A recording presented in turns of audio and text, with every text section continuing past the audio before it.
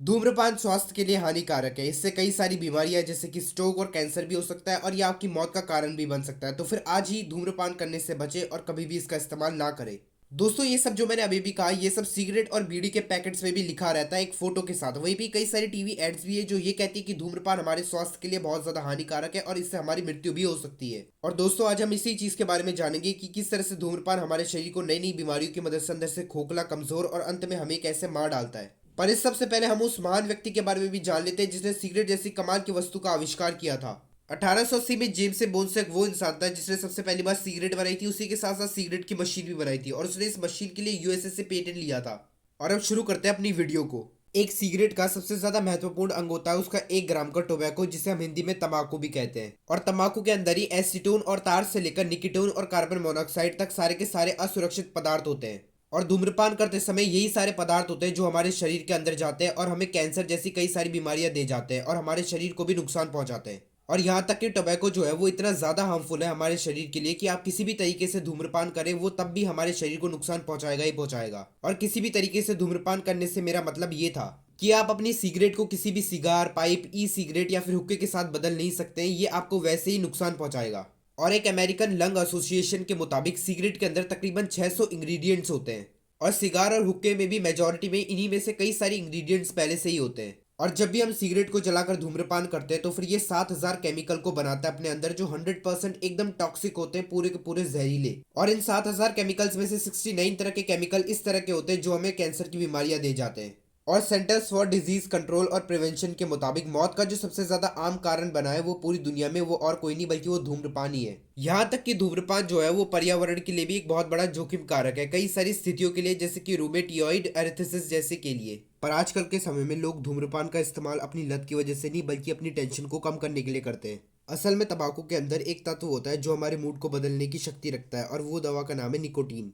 और निकोटीन आदत लगाने वाला और अत्यधिक लत लगाने वाला तत्व है। और निकोटीन ही वो वजह है जिसकी वजह से लोगों को धूम्रपान छोड़ने में सबसे ज्यादा दिक्कत होती है। पर निकोटीन जितना अच्छा दिखता है वो उतना अच्छा है नहीं। एक रिपोर्ट के मुताबिक निकोटीन जैसे ही हमारे दिमाग तक पहुंचता है तो वो कुछ समय के लिए हमें एनर्जाइज कर देता है। पर जैसे जैसे निकोटीन का असर कम होता रहता है वैसे ही आप थका हुआ महसूस करने लगते हो और आपको ज्यादा खाने की इच्छा होने लगती है। यहाँ तक कि निकोटीन जो है वो हमारे शरीर को इस तरह से कमजोर कर देता है कि वो हमारे सोचने समझने की क्षमता को खत्म कर देता है और हमें नकारात्मक भावनाओं का अनुभव भी करा देता है।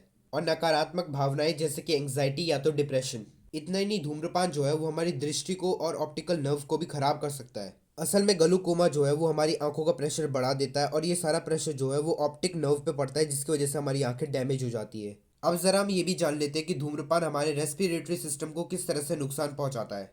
धूम्रपान वायु मार्ग से हमारे फेफड़ों में वायु कोश यानी कि एवियोली और सीलिया को नुकसान पहुंचाता है। और ये और कुछ नहीं, छोटे बाल जैसी रचनाएं जो गंदगी और बलगम को आपके फेफड़ों में प्रवेश करने से रोकते हैं। यहाँ तक कि धूम्रपान जो है वो गर्भवती महिलाओं पर बहुत ही बुरी तरह से प्रभाव डालते हैं।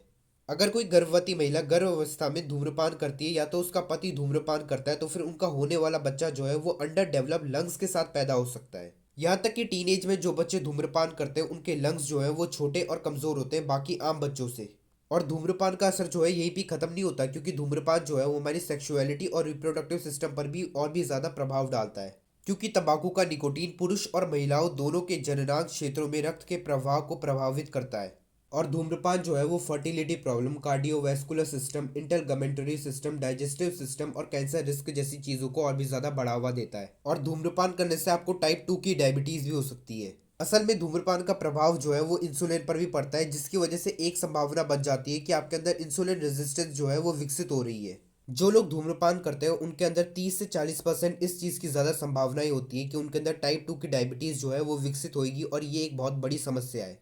और धूम्रपान करने वालों की हड्डियों की डेंसिटी जो है वो भी कम हो जाती है, वहीं पे उनकी शरीर की कुछ ऐसी हड्डियां होती है जो वो खो सकते हैं। यहाँ तक कि तंबाकू का उपयोग जो है वो ऑस्टियोपोरोसिस जैसी विकासशील स्थितियां या हड्डियों के फ्रैक्चर के अनुभव से जुड़ा हुआ है। अभी तक हमने तो ये सब जान लिया है कि धूम्रपान करने से क्या क्या बीमारियां, ये हमें कैसे इफेक्ट डालता है। पर अब हम ये भी जान लेते हैं कि अगर धूम्रपान इतना ही खराब है, इतना ही खतरनाक है, तो फिर ये अभी तक हमारे देश में बैन क्यों नहीं हुआ है। 2013 की रिपोर्ट के मुताबिक हमारी सरकार ने $2.81 बिलियन जो थे वो कमाए थे सिर्फ सिगरेट्स को बेच बेच कर, और ये उनके फेडरल गवर्नमेंट स्पेंडिंग का सिर्फ 1% था 2013 का।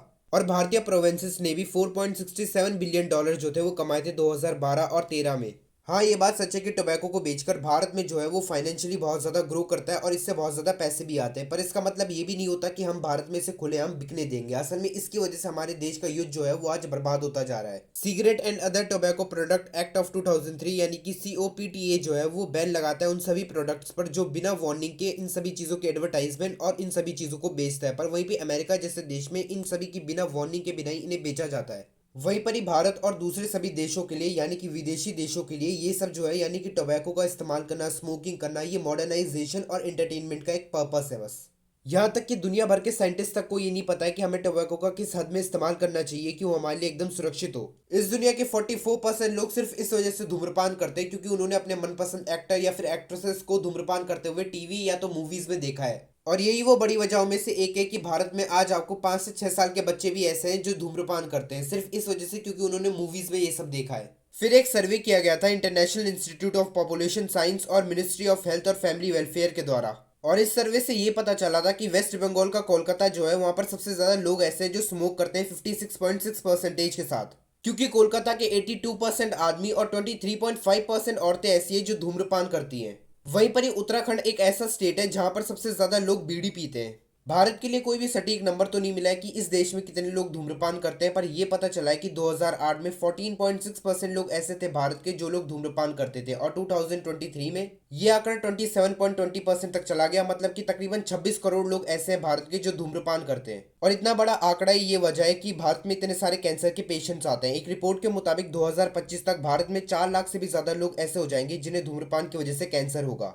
विश्व तंबाकू दिवस पर एक बात कही गई थी कि किस तरह से तंबाकू जो है हमारे ग्रह को किस तरह से जहरीला बनाता जा रहा है, क्योंकि हर साल 60 करोड़ पेड़ों को सिर्फ इस वजह से काट दिया जाता है ताकि उनसे सिगरेट्स को बना दिया जाए, और 2 लाख हेक्टेयर जमीन को इस वजह से साफ कर दिया जाता है ताकि वहां पर तंबाकू की खेती कर पाए। और हर साल तंबाकू को ठीक करने के लिए 1 करोड़ 40 लाख मीट्रिक टन की लकड़ियों को जला दिया जाता है। हम अभी तक ये बात तो समझ चुके हैं कि तंबाकू जो है वो इंसानों को ही नहीं बल्कि पर्यावरण को भी बहुत ही बड़ी मात्रा में नुकसान पहुंचाता है, क्योंकि एक रिसर्च के मुताबिक तंबाकू जो है पूरे साल में तकरीबन 84 मिलियन टन कार्बन जो है वो प्रोड्यूस करता है। और यह एक बहुत ही बड़ा नंबर है क्योंकि ये इतना ज्यादा दूषित करता है हमारे पर्यावरण को कि वहां पर की हवा जो है वो भी जहरीली हो जाती है। और अंत में वर्ल्ड हेल्थ ऑर्गेनाइजेशन की एक रिपोर्ट के मुताबिक पूरे विश्व में तकरीबन 80 लाख से भी ज्यादा ऐसे लोग होते हैं जिनकी धूम्रपान करने की वजह से मृत्यु हो जाती है, और इन 80 लाख में से 12 लाख लोग जो हैं वो भारतीय होते हैं।